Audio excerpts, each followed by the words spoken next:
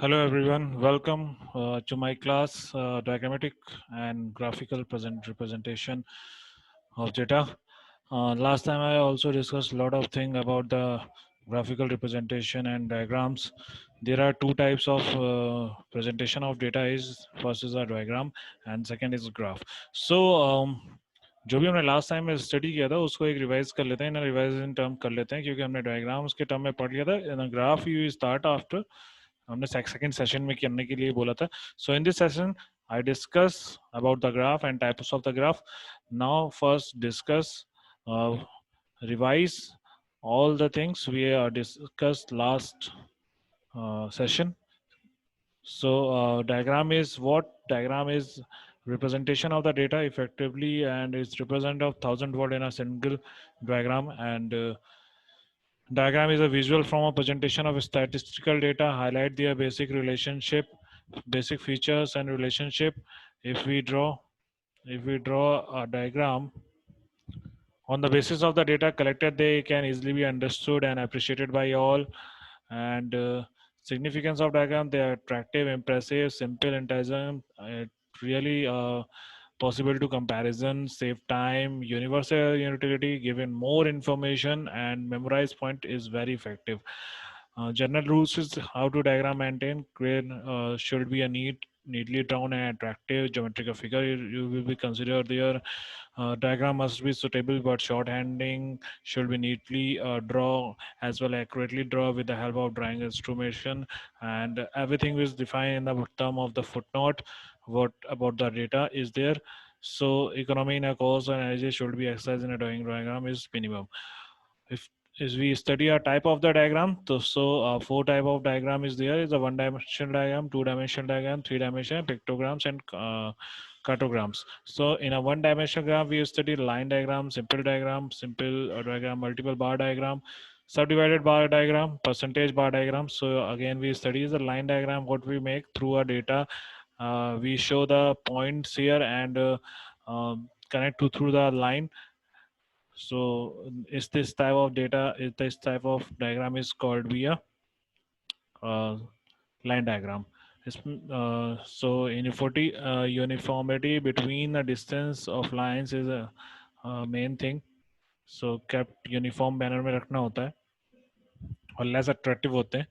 अगर सिंपल बार डायग्राम की बात करें in terms of the bar we make these diagrams. यहाँ पे जो विड्थ होती है बार्स की वो सेम होती है and the length is term the data. जैसे यहाँ पे एग्जांपल ऑलरेडी दे रखा है 1991 में प्रोडक्शन कितना हुआ, 92 में प्रोडक्शन क्या हुआ. तो सिंपल सा बार वी मेक ए डिजाइन. तो that is a simple bar diagram और टाइम पीरियड क्या होता है. जो distance between all these bars is the same होता है, यूनिफॉर्मिटी होती है इन दिस टर्म. तो ये सिंगल आपके सिंगल डायमेंशन इससे होता है क्योंकि यहाँ पे जो भी चीज़ होती है वो लेंथ को मैटर करती है. डेटा हमेशा लेंथ पे फोकस रहता है. मल्टीपल बार डायग्राम में हम क्या करते हैं, मल्टीपल डेटास को रिप्रेजेंट करते हैं मल्टीपल बार से and different type of shades are represent to a different data. जैसे यहाँ पे भी आपको दो चीज़ें दे रखी है, profit before tax and profit after tax. तो कंपनीज का नंबर ऑफ ईयर्स में आपको रेफरेंस रेट है, तो दोनों के बाद अलग अलग डिफाइन है. One represent a different shade and one represent is blank. तो इस तरह के डायग्राम जहाँ पे हम मल्टीपल बार्स को डिफाइन करते हैं सिंगल टर्म में, that is multiple bar diagram. सब डिवाइडेड बार डायग्राम में आपके क्या होते हैं, बार्स डिवाइडेड होते हैं into the term of division. उसमें हम डिफरेंट शेड्स का यूज करते हैं. जैसे यहाँ पे दो चीज़ें दे रखी हैं, फैमिली एक्सपेंस मंथली एक्सपेंसेस दे रखा है, फैमिली ए फैमिली बी का. तो हमने फैमिली ए फैमिली बी में हमने क्या मल्टीपल जो एक्सपेंसेस हैं उनको रिप्रेजेंट किया है डिफरेंट शेड्स में. जैसे फूड का अलग है, क्लोथिंग अलग है, education and miscellaneous is different form. तो इस तरह से डायग्राम जो जिसमें बार डिवाइडेड होते हैं डिफरेंट इन टर्म्स में, तो that is multiple bar diagram. Percentage in the terms we divide the data in term of the percentage. जो भी हमारा टोटल होता है उसके हम डिवाइड कर देते हैं परसेंटेज के टर्म में. Then we define in the through a bar. तो जो भी हमारा जो परसेंटेज होता है उसके अकॉर्डिंग हम बार डिज़ाइन करते हैं. तो यहाँ पे जैसे आपके देख रहा है कि फैक्ट्री ए फैक्ट्री बी का जो भी है दैट इज़ परसेंटेज के टर्म में डिफाइन कर रखा है और उसको हमने डिवाइड कर दिया है. उस मल्टीपल बार आएगा परसेंटेज टाइम है. सो टू डायमेंशनल डायग्राम में हम तीन चीज़ों की बात करते हैं, रेक्टेंगल, स्क्वायर और पाई डायग्राम्स के. रेक्टेंगल में हम क्या करते हैं, जो भी हमारे मैग्नीट्यूड होते हैं उसको हम फोकस करते हैं और साइड को कंपैरिजन करते हैं. जैसे यहाँ पे आपके दो फैमिलीज के एक्सपेंसेस दे रखे हैं फूड और इसमें. तो इसमें हमने क्या किया है कि जो हमने इसमें हमारा जो मेन हमारा मोटो था, जो एक्सपेंसेस थे वो हमने टोटल कर लिए कि कितने हो रहे हैं। तो इसमें जो भी एक्सपेंसेस है वो 5000 है। तो 5000 का एक्सपेंसेस है, तो 2000 को हमने 5000 से डिवाइड कर दिया। इसका हमने परसेंटेज इन द टर्म निकाला, तो 40%, 20%, 16, 8, 16, 100% निकला। इसी तरह फैमिली बी का भी निकाल लिया। तो इस तरह से हम परसेंटेज के टर्म में निकालते हैं, और परसेंटेज के टर्म में हम रेक्टेंगल फॉर्म में दिखाते हैं। बट रेक्टेंगल के फॉर्म में वहाँ पे 2 डायमेंशन इसलिए हो जाता है क्योंकि सिर्फ लेंथ को नहीं फोकस करते हैं, हम विथ को ही फोकस करते हैं। जैसे फैमिली ए का जो एक्सपेंसेस है वो 5000 है, तो और दूसरी फैमिली का जो एक्सपेंसेस है वो 8000 है। तो दोनों की विथ में भी आपको डिफरेंस दिख रहा होगा। और बाकी मल्टीपल बार हैज लाइक ना मल्टीपल बार डायग्राम, वो हमने उसी तरह से डिजाइन कर लेते हैं। तो इस तरह से सब डिवाइडेड परसेंटेज रेक्टेंगुलर डायग्राम को भी इस तरह से डिफाइन किया जा सकता है। स्क्वायर में क्या करते हैं, in this type of diagram को हम स्क्वायर के टर्म में डिफाइन करते हैं। जैसे यहाँ पे आपको ऑलरेडी मेंशन है कि नंबर ऑफ जो भी राइज है वो यूएस में कितना हो रहा है, ऑस्ट्रेलिया में, यूके में कितना हो रहा है, इंडिया, कनाडा, इंडिया में कितना हो रहा है। तो इसका हम क्या करते हैं, स्क्वायर रूट निकालते हैं। तो स्क्वायर रूट के बेस पे हम क्या करते हैं, जो भी हम स्केल डिफाइन करते हैं, जैसे 20 को हम 1 मान लेते हैं तो 40 का 2 हो गया, 84 हो गया, 50 को 2.5, 63 एंड 3.5।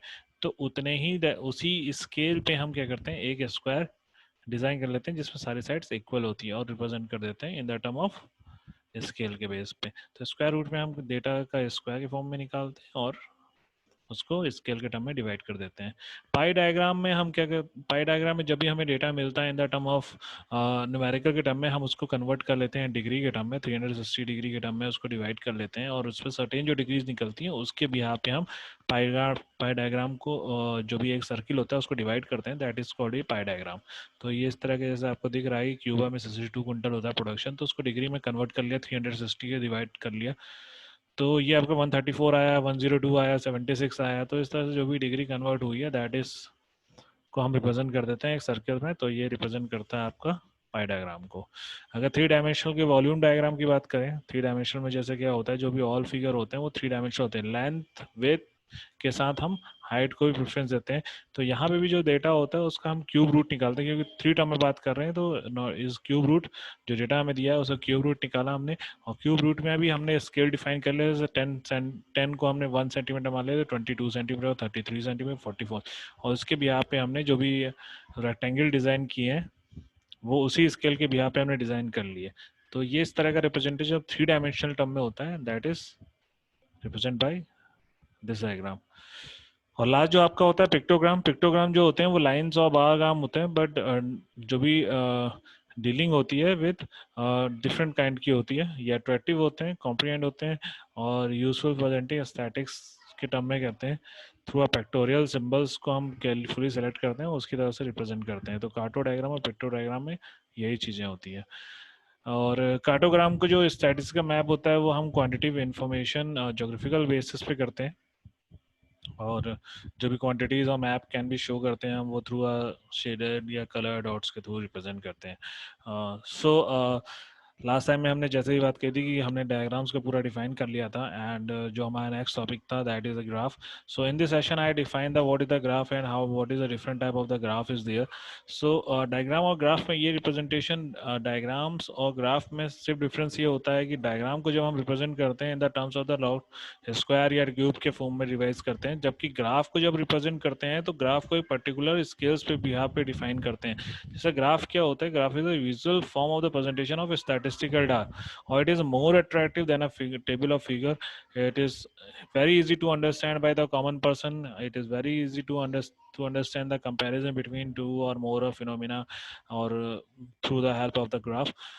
अब जो ग्राफ होते हैं, type is a very different type of the graph is, first is a histogram, the second is frequency polygon, third is frequency curve, fourth is ogive and Lorenz curve. तो एक एक करके इन चीज़ों को, ऑल दीज थिंग्स स्टडी करते हैं। इससे पहले जो भी चीज़ें स्टडी करी थी हम लोगों ने वो डायग्राम के बेस पे थी, उसमें पर्टिकुलर जो डेटा था उसको हम कन्वर्ट करते थे in term of line, in term of bar.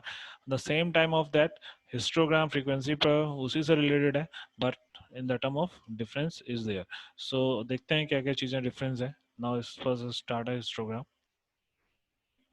So a histogram is a bar chart, जो हमने लास्ट टाइम में वन सिंगल चार्ट पढ़ा था, सिंगल डायमेंशनल चार्ट में बार चार्ट पढ़ा था, तो is a like one bar chart और ग्राफ शोइंग द फ्रीक्वेंसी और occurrence of each value of the variable being analysed.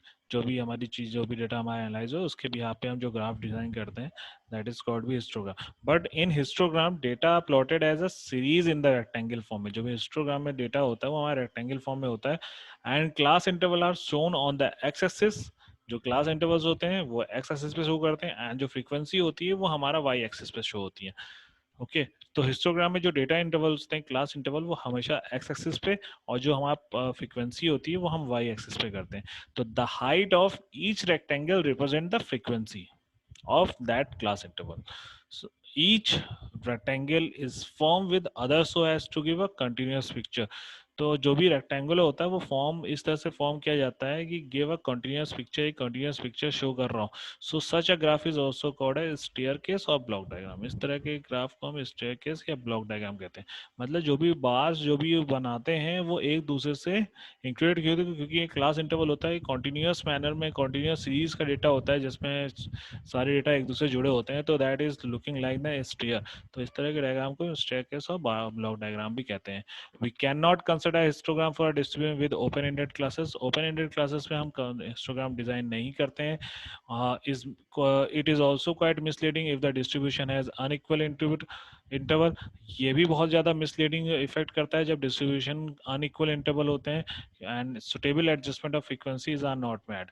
और जो भी suitable adjustment frequency होती हैं वो नहीं बन पाती हैं. तो क्योंकि मैंने पहले भी ये डिफाइन किया है कि जो हिस्टोग्राम डिज़ाइन होते हैं, that is represent a continuous interval.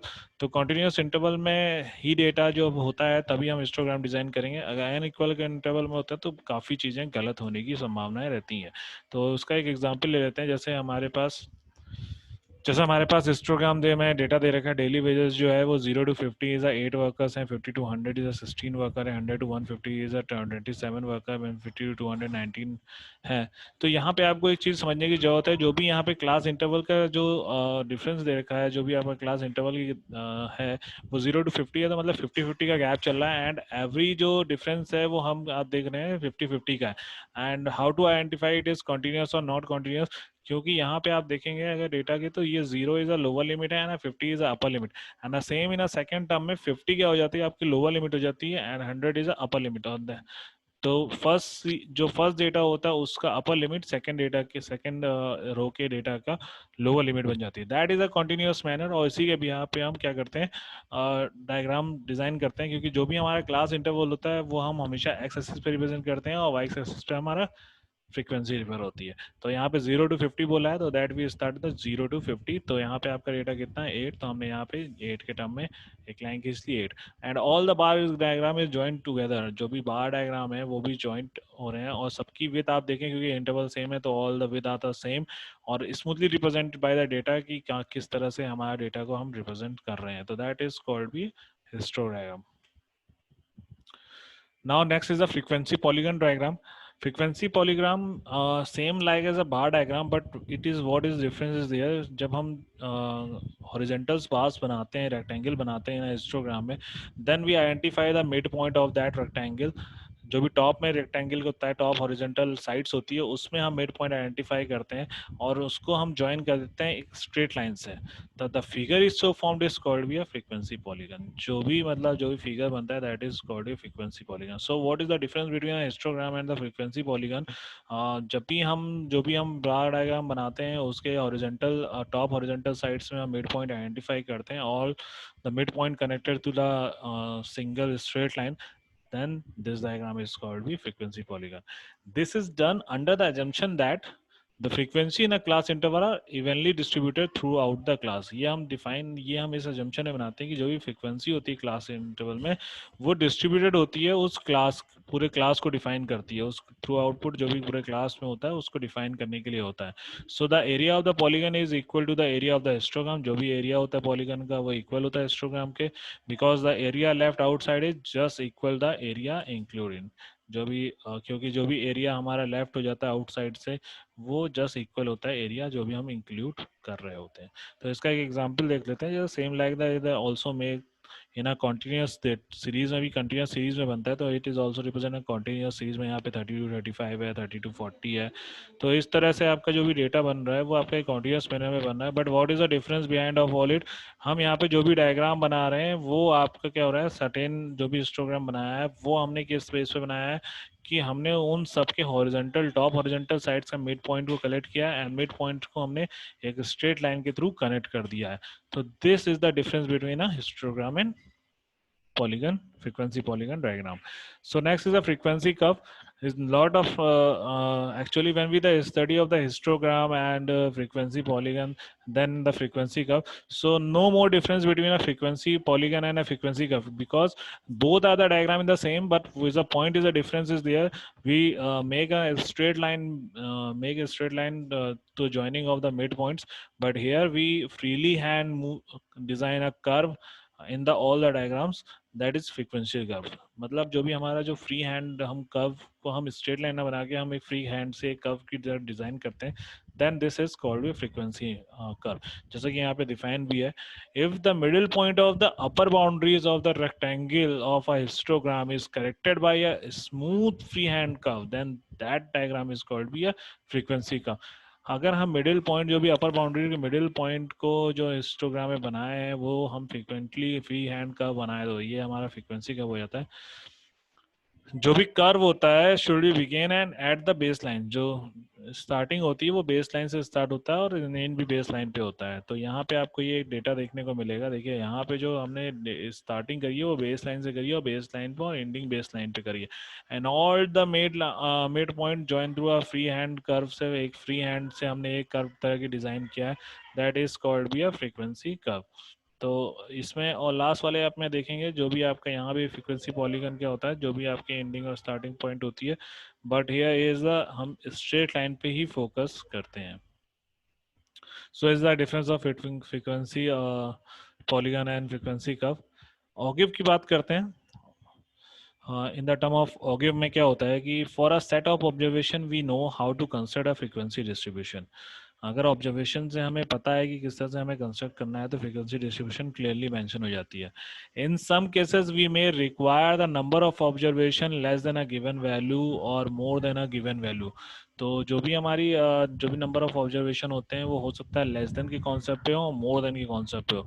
This is obtain by the accumulating adding the frequency up to above, जब भी हमारा एडिंग करते हैं, जब अबव वाली कंडीशन होती है given value, this accumulative frequency is called be a cumulative frequency. इस तरह से जो हम जब फ्रीक्वेंसी को ऐड करते जाते हैं और उसके थ्रू हमें जो भी फ्रीक्वेंसी मिलती है, that is called be a cumulative frequency. तो these cumulative frequency are listed in a table is called cumulative frequency table. The curve table is obtain is plotting a cumulative frequency is called be cumulative frequency curve or on. और जब इस frequency को हम एक graph के तरह में show करते हैं, दैट इज कॉल्ड बी ओगे पर। तो एक एग्जांपल से समझते हैं, क्योंकि ओगे में दो टर्म्स की बात होती है, less than or less than ogive method and second is the more than ogive method. तो हम जब इन दोनों की बात करें कि what is the less than value or what is the more than value, तो इसमें क्या होता है, जो भी टेबल्स हमारी फॉर्म करी जाती है वो हमें बोला जाता है less then 5, less than 10, less than 20, less than 30। And जब भी मोर वाली कंडीशन होती है तो it is in the term of the interval, class interval में जो भी डेटा हमें ऑब्जर्वेशन में दिखाया जाता है वो more than 5, more than 10, more than 15, more than 20 के टर्म में दिखाया जाता है। तो इसमें जब भी हमारा कॉन्सेप्ट लेस देन का होता है तो हम क्या करते हैं, जो भी स्टार्ट करते हैं उसमें क्या करते हैं, हम अपर लिमिट की क्लास को ऐड करते जाते हैं फ्रीक्वेंसी के साथ में, देन वी गॉट ना क्यूमुलेटिव। जब भी आपका मोर देन वाला कॉन्सेप्ट होता है तो हम क्या करते हैं, सब्ट्रैक्ट करते हैं फ्रीक्वेंसी ऑफ ईच क्लास को, तो उससे हमें क्या हो जाता है, डिक्लाइन कर्व मिलता है। एक राइजिंग लेस देन में हमें राइजिंग कर्व मिलता है और मोर देन में हमें एक डिक्लाइन कर्व मिलता है। सो डिफाइन कर लेते हैं, जैसे यहाँ पे ड्रॉ द होगी फॉर द फॉलोइंग मेथड है आपका 20 to 30 आपको दे रखा है, 30 to 40 आपका 6 दे रखा है, 40 to 50 30 दे रखा है, 50 to 60 25 दे रखा है। तो यहाँ आपको एक क्लास में इंटरवल्स दे रखे हैं। तो हमने क्या किया है, जब हमने class limit in the less than ogive के टर्म में निकाला है, तो यहाँ पे क्या किया, जब हमने वैल्यूज निकाली तो क्लास लिमिट हमारी जो हो गई है वो 20 हो गई है। तो 20 से 0 लेस देन ओगिव के लेस देन वाला कंसेप्ट चलेगा, तो लेस देन 20 आपका क्या हो गया, 0 हो गया। यहाँ पे देखिए 20 to 30 है, बट 20 से लेस देन आपको क्या है, 0 है। क्योंकि हमारे पास डेटा है नहीं, 20 से लेस देन हमारे पास डेटा है नहीं, तो 20 से जो लेस देन वैल्यू होगी वो हम जीरो मानेंगे। तो और 30 से लेस देन 30 टू 20 आपकी कितनी हो गई, 4 हो गई। ओके, तो जो लेस देन 20 30 हो गई वो आपकी 4 हो गई। फिर इस लेस देन 40 आपकी 10 हो गई, लेस देन 50 आपकी 23 हो गई, लेस देन 60 आपकी 40 हो गई, लेस देन 70 आपकी 80, लेस देन 80 99, लेस देन 90 आपकी 107 और 100 110। जो हमें पीछे दिया डेटा दिया गया था उसमें हमने क्या किया है, जोड़ते गए हैं। ठीक है, जोड़ते गए हैं कैसे वैल्यूज निकाली, जैसे लेस देन आपका 20 था तो 4 टू 6 क्या हो गया, 10 हो गया। तो हमने क्या किया, ऐड करते गए, 4 + 6 10 हो गया। फिर आपका क्या हो गया, 10 + 13 23 हो गया। ओके, जो मेंशन हो रहा है यहाँ पे। फिर 23 के बाद 25 से ऐड करेंगे तो 48 हो गया, फिर 80 हो गया। इस तरह से वैल्यूज़ को ऐड करते जाते हैं। और यही कॉन्सेप्ट अगर मोर देन का होता है तो मोर देन में क्या होता है, हमारी जो वैल्यूज़ हैं वो हम पलट के लिख सकते थे। मतलब जैसे यहाँ पे जो है वो मोर देन 20 होता है, तो यहाँ पे वो मोर देन आगे हो जाता 110। कैसे होता है, जैसे यहाँ पे टोटल आपकी वैल्यू कितनी आई थी, जो टोटल वैल्यू आई थी 110 आती। 110 में क्या होता है, 110 की बात होती है। मोर देन की कॉन्सेप्ट में क्या होता है, जो भी वैल्यूज हमारी टोटल आ रही हैं दैट इज अ 20, तो मोर देन 20 इज अ 10 की 10 आया, तो 110 था तो हमने मोर देन 20 में 110 मेंशन किया। फिर हमने माइनस करते गए फ्रीक्वेंसी से, देखिए 110 को माइनस किया 4 से 106, 106 को 10 से माइनस 6 से माइनस किया हमने 100। ये आपको चीज़ जो है वो पीछे देखने को मिलेंगी, यहाँ पे देखने को मिलेंगी। जैसे 110 था तो 4 से माइनस किया 106, 106 को 6 से माइनस किया 100 आ गया। फिर 106 को 6 से माइनस किया 100 आ गया। फिर 100 को 13 से माइनस किया तो 87 आ गया। तो हम क्या करते हैं, मोर देन में माइनस करते जाते हैं टोटल से, और लेस देन में हम क्या करते जाते हैं, उन चीज़ों को प्लस करते जाते हैं। तो इस तरह से जो हमें क्यूमुलेटिव फ्रीक्वेंसीज के बिहार पे जो हमने ये एक डिज़ाइन किया, स्केल से डिज़ाइन किया। जैसे देखें आप यहाँ पे जो भी हमने क्यूमुलेटिव फ्रीक्वेंसी के बेस पे किया है, जैसे यहाँ पे आप देख रहे होंगे, यहाँ ग्रीन दो तरह की लाइनें हैं, एक ब्लैक है एक रेड है। तो आप जो ये रेड लाइन है that is term of the cumulative frequency जो हमने लेस देन के भी यहाँ पे किया है। तो देखिए लेस देन पे कैसे किया है, जैसे 20 पे आपका जीरो दिखा रहा है, 20 पे हमारा जीरो है, 30 पे आपका 4 हो गया, तो 20 पे आपका देखिए जीरो आ जाएगा और 30 पे आपका 4 आ गया। ओके, 20 पे आपका जीरो, 20 यहाँ मेंशन किया तो 20 पे जीरो हो गया, यहाँ पे 20 पे जीरो है। 13 पे 4 यहाँ पे कहीं मेंशन होगा। तो इस तरह से 40 पे आपका 6 मेंशन होगा। तो इसी तरह से जो डिज़ाइन हमने किया है, जैसे 40 पे आपका 10 है, 15 23, तो इस तरह से हमने एक देखिए एक जो उठ रहा है दैट इज अ राइजिंग। जब ये लेस देन वाले कॉन्सेप्ट में होता है तो वो राइजिंग लाइंस होती है, और जब ये मोर देन वाला होगा डिक्लाइन लाइन होती है। तो इस तरह से जब हम डायग्राम को डिजाइन करते हैं, ग्राफ डिजाइन करते हैं, दैट इज कॉल्ड बी ओगे। अब जो हमारा लास्ट टर्म है वो है हमारा लॉरेंज कर्व। लॉरेंज कर्व में क्या होता है, Lorentz curve is a graphical method of studying dispersion. Lawrence curve के थ्रू हम डिस्पर्जन को करते हैं। But is what is dispersion, dispersion define करता है डिफरेंशिएशन बिटवीन द डेटा। जब mean median mode is not be correct a situation, जो भी वैल्यूज होती हैं एक स्टैंडर्ड टेंडेंसी में, अगर तीन चीजें हैं, आपकी मीन मीडियन मोड है, तो अगर वो मीन मीडियन मोड में कहीं ना कहीं डिफरेंसेस आ रहे हैं, उस डेटा में कहीं ना कहीं डिफरेंस आ रहा है, दैट क्रिएट अ डिस्पर्जन, एक डिस्पर्जन क्रिएट हो रहा है। तो डिस्पर्जन में हम डिफरेंट चीज़ों की स्टडी करते हैं, जैसे रेंज की स्टडी करते हैं, स्टैंडर्ड डेविएशन की स्टडी करते हैं। तो ये सब चीज़ें हम जब स्टडी करते हैं डिस्पर्जन में, तो हम ग्राफिकली मेथड में जो सिखाते हैं that is called be a Lorentz curve. इसको जो इंट्रोड्यूस किया था वो मैक्स ओ लॉरेंज ने किया था, is a great economist and a statistician, to study the distribution of wealth and wealth of income. तो उन्होंने जब वेल्थ और इनकम को डिफाइन किया था तो इस तरह की एक स्टडी करी थी अबाउट दैट। तो वहाँ ग्राफिकल जो रिप्रेजेंटेशन था उनके जो कर्व को डिफाइन किया गया था वो लॉरेंज कर्व बोला जाता है। इसमें हम variability, it is also study of the variability in the distribution of the profit. हम वेरिएबिलिटी वेरिएशन आइडेंटिफाई करते हैं, वेरिएबिलिटी आइडेंटिफाई करते हैं डिस्ट्रीब्यूशन में, जैसे प्रॉफिट को हम डिस्ट्रीब्यूट कर रहे हैं, वेजेस को डिस्ट्रीब्यूट कर रहे हैं, रेवेन्यू को डिस्ट्रीब्यूट कर रहे हैं, all this things. It is specially use to study the degree of inequality in the distribution of income and wealth between the countries और बिटवीन डिफरेंट पीरियड। तो जो भी इनइक्वालिटीज होती है इनकम या वेल्थ की या कंट्रीज और डिफरेंट पीरियड्स की, उसके बारे में हम स्टडी करते हैं। It is a percentage of cumulative values of one variable in the combined with the percentage of cumulative values in other variable. तो हम वहाँ पे क्यूमुलेटिव वैल्यूज जो होती हैं वन वेरिएबल्स के, और लॉरेंज जो भी कर्व डिजाइन करते हैं उसके बिहाफ पे, जो भी क्यूमुलेटिव वैल्यूज होती हैं उनके बिहाफ पे हम लॉरेंज कर्व डिजाइन करते हैं। The curve start from the origin 0 0, जो भी इस कर्व हम डिजाइन करते हैं उसका ओरिजिन हमेशा 0 0 लेते हैं, और एंड जो करते हैं हम वो 100 to 100 करते हैं. If the wealth, revenue, land etcetera equally distributed among the people of the country, then the Lorenz curve will be diagonal of the square, but this is a highly impossible. ये एक highly impossible है, क्योंकि जब भी हम wealth, revenue और land को divide करेंगे, इक्वली डिवाइड करेंगे पीपल के, देन द जो भी हमारा जो भी लॉरेंज का बनेगा वो एक डायग्राम बनेगा, जो कि इम्पॉसिबल है. क्यों? क्योंकि हम इक्वली डिवाइड कर नहीं सकते. तो deviation of the Lorenz come from the diagonal show how the wealth, revenue, land etcetera are not equally distributed among the people. तो लॉरेंज कब ये डिफाइन करता है कि जो भी वेल्थ होती है, रेवेन्यू होती है, लैंड होती है, वो इक्वली डिस्ट्रीब्यूट नहीं होती लोगों के बीच में. तो उसको डिफाइन करने के लिए ये होता है. तो इसको एक एग्जांपल की तरह समझे कि क्योंकि जो भी प्रॉफिट है वो एक कंपनी है जिसको नंबर ऑफ कंपनी दे रखा है. एज अ टू एरिया में एक कंपनी है जो एक फर्स्ट एरिया ए में चलती है, दूसरा बी में चलती है. तो लॉरेंज कब के तो उनको डिफाइन करना है हमें और इंटरप्रेट करना है. तो प्रॉफिट जो अर्न किया है वो 1000 में किया है, तो 5000 है. तो एरिया ए से हमें 7 है और 13 है. ठीक है. तो draw the same diagram with the Lorenz curve, जो profit earn given by the number of company belonging to the areas A और बी. ठीक है. जो 5000 है उसमें एरिया ए में 7 है, तो एरिया बी में 13 है. 26 जो है वो इन प्रॉफिट अर्न तो है आपका एरिया 12 में 25 है. तो नंबर ऑफ एरिया में कंपनीज को डिफाइन किया. नंबर ऑफ कंपनीज है कि एरिया में 7 कंपनीज है जिनका 5000 अर्न हुआ है, एरिया में 13 कंपनीज 5000 अर्न किया है. तो इस तरह से नंबर ऑफ कंपनीज के टर्म में दे रखा है, डेटा इस टर्म में दिया हुआ है. तो यहाँ पे हमने क्या किया है कि परसेंटेज के टर्म में हमने डिफाइन किया. जैसे क्या हुआ है कि आपको अगर देखेंगे ना, रुपीज़ के टर्म में आपने क्या किया, प्रॉफिट डिवाइड किया. अ, जैसे आपने क्या किया है इसमें, प्रॉफिट के टर्म में आपने डिफाइन किया है, वैल्यूज़ डिफाइन हो रही हैं. जो भी हमने प्रॉफिट हमने देखो, जो भी चीज़ें हमने वो 1000 रुपीज़ में जो प्रॉफिट है वो इन रुपीज़ में लिख ली, और जो भी हमारा क्यूमुलेटिव प्रॉफिट है वो हमने एक कंपनी एरिया ए के अकॉर्डिंग, एरिया बी के अकॉर्डिंग लिखा. जैसे यहाँ पे क्या किया है कि जो भी 1000 में रुपीज़ था उसका क्यूमुलेटिव प्रॉफिट निकाल लिया. क्यूमुलेटिव प्रॉफिट निकालने का मतलब है 5 का 5, ठीक है, 5 प्लस 26 31, 31 65 96, 96 प्लस एरिया 135. तो हमारी जो टोटल वैल्यू आ गई वो हमारी 830 आ गई, जो जोड़ के हमारी वैल्यूज़ मिल गई.